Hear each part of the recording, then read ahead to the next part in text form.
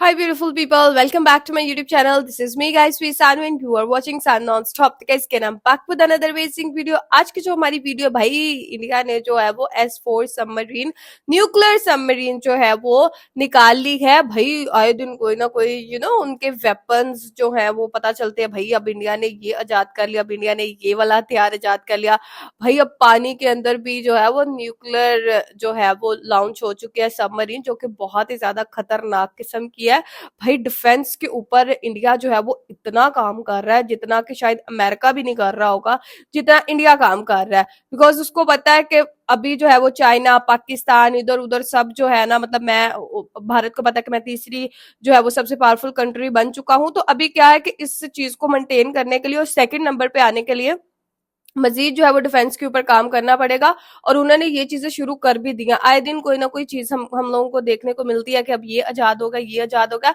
तो आज की ये सारी जो इन्फॉर्मेशन है S4 सबमरीन के बारे में, जो कि न्यूक्लियर सबमरीन है, तो सारी चीज वीडियो के अंदर जाके पता चलेंगे। लाइक कीजिएगा, सब्सक्राइब कीजिएगा, और ये सेकंड चैनल का लिंक डिस्क्रिप्शन के अंदर है, वहां भी जाके सपोर्ट कीजिएगा। तो चलिए गाइस, साथ साथ वीडियो के लास्ट में सारी बातें करेंगे।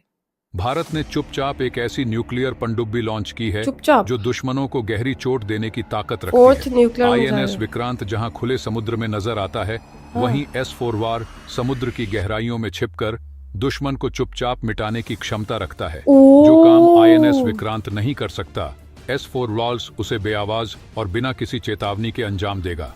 भले ही INS विक्रांत पर 15, 20 या 25 फाइटर जेट तैनात हों, लेकिन भारत ने जिस पनडुब्बी को कल लॉन्च किया है वो इन फाइटर जेट से कहीं ज्यादा तबाही मचा सकती है। दोस्तों, कल लॉन्च हुई यह S4 न्यूक्लियर मिसाइल पनडुब्बी इतनी ज्यादा ताकतवर है कि इसे जानने के बाद आप गर्व से जय हिंद कहने पर मजबूर हो जाएंगे। इसलिए मेरी आपसे विनती है कि इस वीडियो को अंत तक जरूर देखें।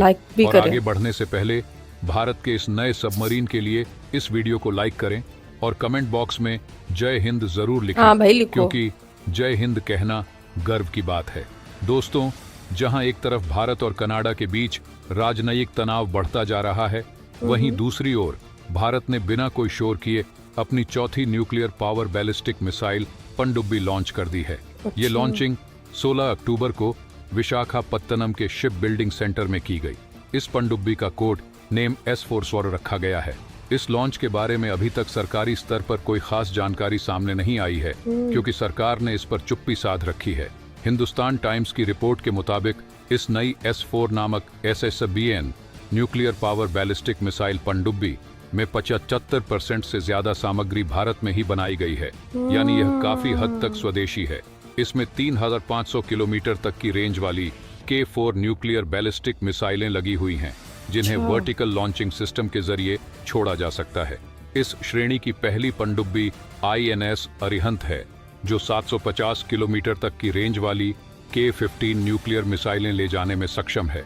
न्यूक्लियर हमला करने वाली और बैलिस्टिक मिसाइल पनडुब्बियां युद्ध के समय विमान वाहक पोतों की तुलना में कहीं अधिक खतरनाक और प्रभावी साबित हो सकती हैं। इसकी कई वजहें हैं। पहला, छिपे रहने की क्षमता। विमान वाहक पोत विशाल होते हैं और आसानी से उपग्रह या रडार से ट्रैक किए जा सकते हैं, जबकि न्यूक्लियर पनडुब्बियां समुद्र की गहराई में छिपी रहती हैं, जिन्हें ढूंढना बेहद मुश्किल होता है। ये पनडुब्बियां लंबे समय तक बिना सतह पर आए पानी के अंदर रह सकती हैं, जिससे दुश्मन के लिए उनका पता लगाना लगभग असंभव हो जाता है। दूसरा, सरप्राइज अटैक की क्षमता। पनडुब्बियां बिना किसी चेतावनी के अचानक हमला कर सकती हैं, क्योंकि वे दुश्मन की सीमाओं के करीब पहुंच सकती हैं। दूसरी ओर, विमान वाहक पोतों को सुरक्षा के लिए एक बड़े बेड़े की जरूरत होती है और वे खुले समुद्र में ज्यादा प्रभावी होते हैं। तीसरा, परमाणु हमले की क्षमता। न्यूक्लियर पनडुब्बियों में परमाणु मिसाइलें लगी होती हैं, जो हजारों किलोमीटर दूर तक मार कर सकती हैं। ये मिसाइलें पूरे देश को मिनटों में निशाना बना सकती हैं। विमान वाहक पोतों में इतनी बड़ी दूरी तक हमला करने की क्षमता नहीं होती, क्योंकि उन पर लगे लड़ाकू विमान सीमित दूरी तक ही उड़ सकते हैं। चौथा, लचीलापन और आत्मनिर्भरता। पनडुब्बियां अपनी न्यूक्लियर पावर के चलते महीनों तक सतह पर आए बिना रह सकती हैं, जबकि विमान वाहक पोतों को नियमित रूप से ईंधन और रसद की आवश्यकता होती है। पनडुब्बियां किसी भी स्थान से हमला कर सकती हैं, जबकि विमान वाहक पोत की मूवमेंट दुश्मन द्वारा ट्रैक की जा सकती है। दोस्तों, मान लीजिए भारत और चीन या पाकिस्तान के बीच युद्ध की स्थिति पैदा होती है।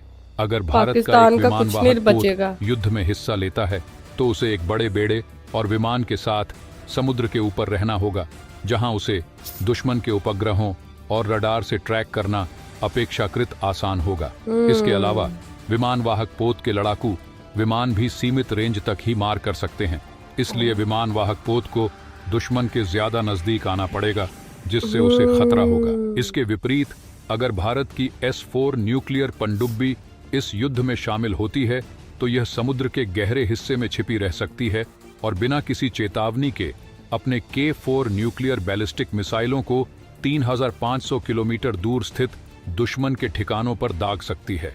यह मिसाइलें बड़े शहरों, सैन्य ठिकानों या महत्वपूर्ण इंफ्रास्ट्रक्चर को निशाना बना सकती हैं और दुश्मन को पता भी नहीं चलेगा कि हमला कहां से हुआ। चूंकि यह पनडुब्बी पानी के नीचे छिपी होती है, इसे ट्रैक करना बहुत मुश्किल है और यह बिना दुश्मन की नजर में आए युद्ध में निर्णायक भूमिका निभा सकती है। इसके अलावा अगर दुश्मन भारत के विमान वाहक पोत पर हमला करता है तो उसे पोत की सुरक्षा और बेड़े को निशाना बनाना पड़ेगा, जबकि S-4 बॉस पनडुब्बी की स्थिति गुप्त रहेगी। इस स्थिति में S-4 दुश्मन के लिए एक अदृश्य, घातक और अप्रत्याशित खतरा बनेगी, जो युद्ध के परिणाम को पूरी तरह से बदल सकती है। यही वजह है कि न्यूक्लियर पनडुब्बियां, खासकर S-4B, युद्ध के समय विमान वाहक पोतों की तुलना में कहीं अधिक खतरनाक साबित हो सकती है। S-4 नामक यह पनडुब्बी अरिहंत श्रेणी की पनडुब्बियों की चौथी पनडुब्बी है।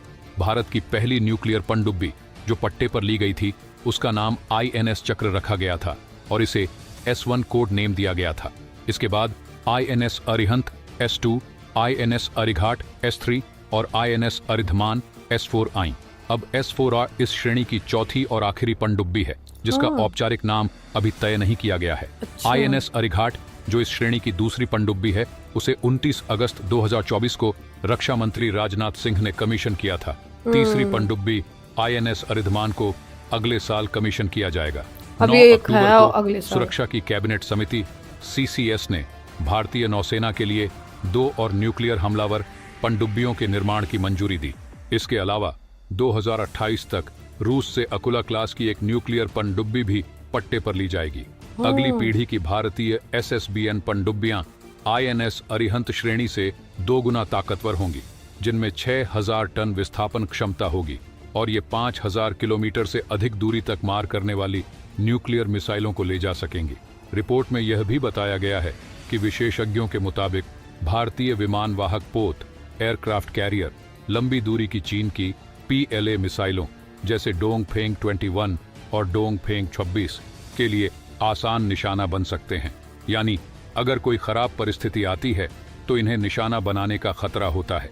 इसी वजह से भारत सरकार ने तीसरे विमान वाहक पोत के मुकाबले न्यूक्लियर हमला करने वाली और बैलिस्टिक मिसाइल पनडुब्बियों को प्राथमिकता दी है, ताकि देश की सुरक्षा को और मजबूती दी जा सके।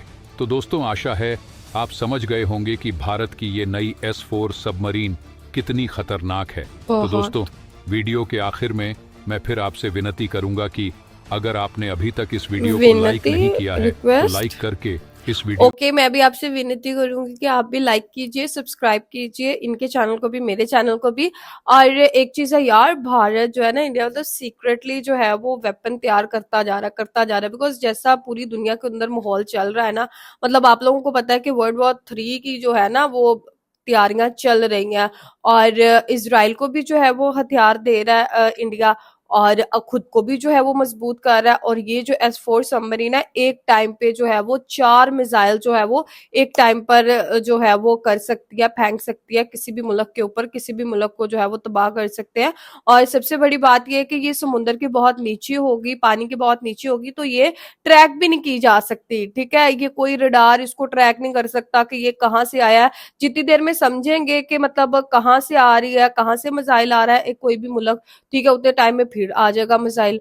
तो ये भारत का जो है ना, इंडिया का बहुत ही खतरनाक किस्म का जो है ये एक वेपन इन्होंने तैयार कर दिया यार, ऐसी सबमरीन जो कि ट्रैक भी नहीं हो रही। और उन्होंने कहा कि ये जो है वो सबसे खतरनाक, और अभी एक और खतरनाक है, वो नेक्स्ट ईयर जो है वो लॉन्च करेंगे।